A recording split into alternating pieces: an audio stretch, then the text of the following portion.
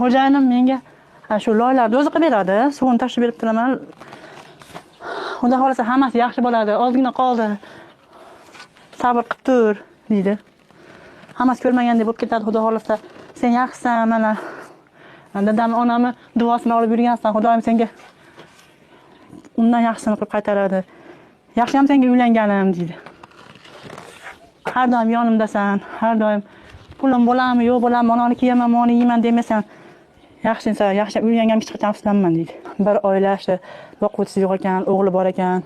Keyin menga kommentariy yozdi, SMS yozdi. Keyin men nomerini topib telefon qilib bordik xo'jayinim bilan.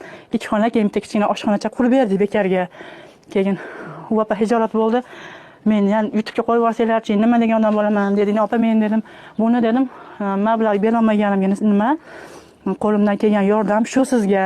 Agar imkoniyatim bo'lganda boshqa tomonlama ham yordam beraman. Men mehnatim bilan yordam beraman deb ikki xona bitta oshxonachani bekarga qilib berganman.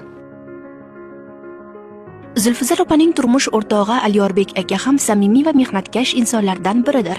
U oila tinchligi va mustahkamligi yo'lida fidokorona harakat qilib kelmoqda.